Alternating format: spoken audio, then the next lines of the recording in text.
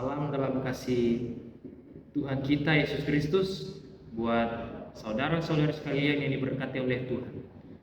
Kembali lagi bersama saya Samuel Warani, dan kali ini saya akan share tentang sebuah materi dari mata kuliah Spiritualitas 1, yaitu tentang kesetiaan.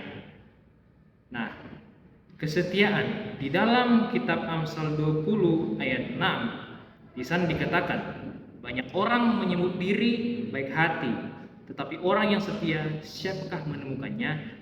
Yang berarti saudara-saudara, kesetiaan, orang yang setia itu lebih diperlukan, lebih dicari, lebih dinomorsatukan daripada orang yang hanya tahu bekerja namun tidak setia. Jadi kesetiaan itu sangat penting, apalagi dalam konteks orang hamba Tuhan, saudara. Nah, berbicara tentang kesetiaan, apa itu setia? Nah, di dalam kitab Matius 24 ayat 45 sampai 51, di situ bercerita tentang kisah seorang hamba yang jahat, di mana seorang tuan mempercayakan tugas kepada seorang hamba, dan tuan itu pergi, namun hamba itu tidak melaksanakan apa yang diperintahkan oleh tuannya, sehingga hamba itu dikatakan hamba yang jahat. Nah, di ayat 46 berkata, berbahagialah hamba yang didapati tuannya melakukan tugasnya itu ketika tuannya itu datang. Jadi kita dapat mengambil suatu kesimpulan, orang yang setia adalah orang yang taat melakukan perintah dari atasannya, baik ketika atasannya itu sedang tidak ada, namun ia tetap melakukannya. Nah, dia dikatakan orang yang setia. Kesetiaan itu harus stabil atau konsisten, tidak boleh hanya dalam satu minggu, 1 bulan setia, seterusnya sudah tidak setia, tidak boleh. Kesetiaan itu harus tetap stabil dan konsisten. Saya contohkan, seumpama kita memberi makan orang. Kalau kita seorang pelayan dan kita ditugaskan untuk memberi makan orang, tentu kita harus konsisten dalam memberikan makanan kepada mereka setiap hari. Tidak boleh hari ini kita beri makan, besoknya tidak, nanti besoknya lagi, tidak boleh. Harus konsisten dan mampu bertahan dalam jangka waktu yang lama. Jadi konsisten lalu bertahan dalam jangka waktu yang lama. Itulah setia, harus stabil dan bertahan walaupun lama. Kita bisa lihat contohnya dalam Matius 25 ayat 14 sampai 30. Di situ berbicara tentang kisah seorang tuan yang mempercayakan talenta kepada hamba-hambanya, di mana ada seorang hamba, dia diberikan 1 talenta, namun ia tidak menjalankan seperti apa yang diperintahkan tuannya. Nah,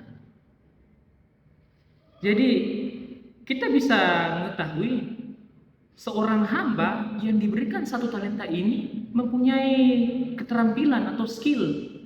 Jika tidak mungkin tuannya itu memberikan kepercayaan kepadanya untuk melabakan talenta yang diberikan kepadanya. Tentu orang itu punya skill, namun itulah, dia tidak mempunyai kesetiaan.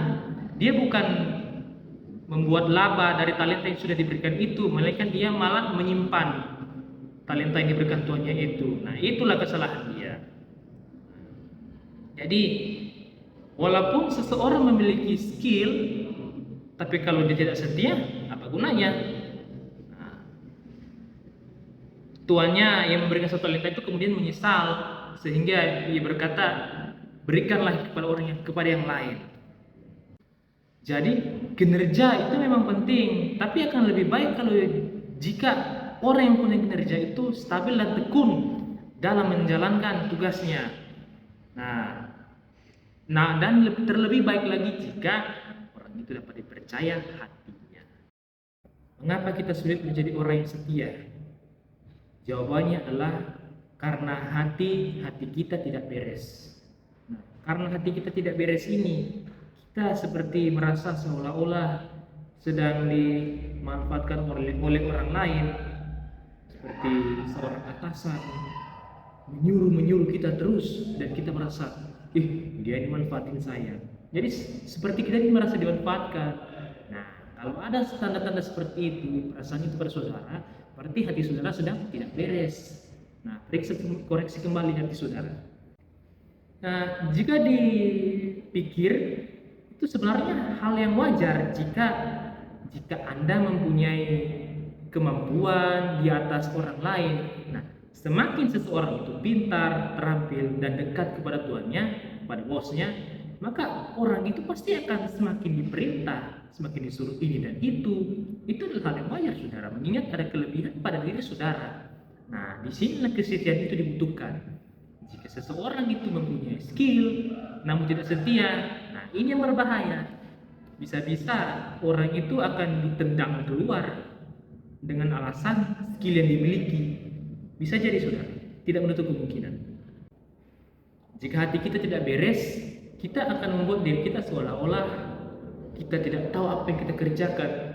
Umpamanya saya tahu bekerja, namun saya bertingkah seolah-olah saya tidak tahu bekerja agar saya tidak disuruh-suruh. Nah, itu ciri-ciri orang yang tidak setia itu. Lalu dia akan membuat dirinya seakan-akan tidak peduli dengan ini dan itu agar dia tidak diperintah-perintah. Nah, itu gambaran awal yang bisa saya sampaikan pada saudara-saudara. Nah, masuk intinya. Mengapa kita harus setia kepada Tuhan? Mengapa? Ya, karena Tuhan itu sudah terlebih dulu setia kepada kita. Dia adalah Tuhan yang setia. Karena dia setia, dia rela datang ke dunia dalam wujud manusia dan mati untuk menebus dosa kita. Itu karena dia setia kepada kita, saudara. Karena kasihnya, karena kesetiaannya. Nah, jika Tuhan yang kita percayai, yang sekarang Tuhan Yesus, jika seandainya dia tidak setia, maka kita tentunya akan binasa. Karena siapa yang akan menyelamatkan kita kalau bukan Tuhan Yesus? Nah, itu, saudara. Jadi kita tuh harus setia kepada Tuhan, karena Tuhan juga sudah setia pada kita. Jadi kita harus setia kepada Tuhan. Jangan kita tidak peduli dengan Tuhan, tidak boleh, saudara. Apapun yang Tuhan laksanakan, yang Tuhan perintahkan, amanatkan, harus kita laksanakan. Jangan seperti hamba-hamba yang saya gambarkan tadi, hamba-hamba yang jahat. Tidak boleh, saudara. Apapun yang Tuhan perintahkan harus kita lakukan dengan setia. Bagaimana cara kita setia kepada Tuhan? Yang pertama, kita harus beriman teguh kepada Tuhan.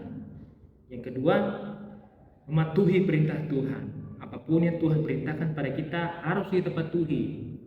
Lalu kita lakukan suatu hal mulai dari perkara kecil. Apa itu perkara kecil? Nah, pada umumnya perkara kecil itu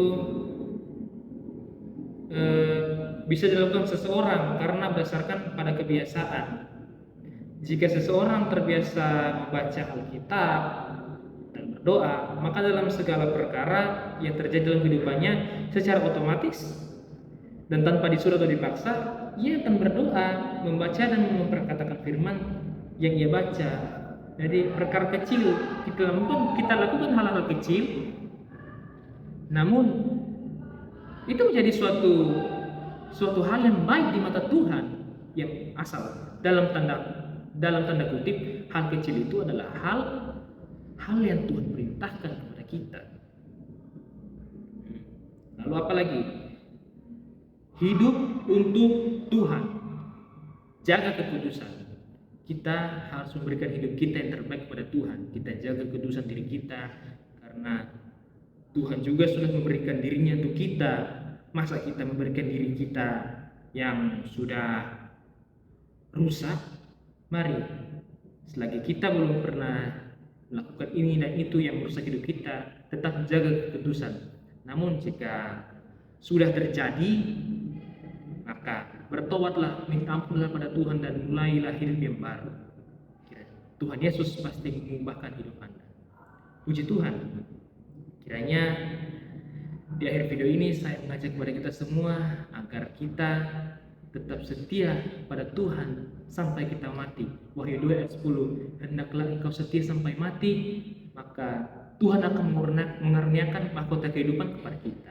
Ya, puji Tuhan, materi kali ini saya tibakan sampai di sini. Mohon maaf jika ada kesalahan kata. Tuhan Yesus memberkati kita sekalian. Haleluya.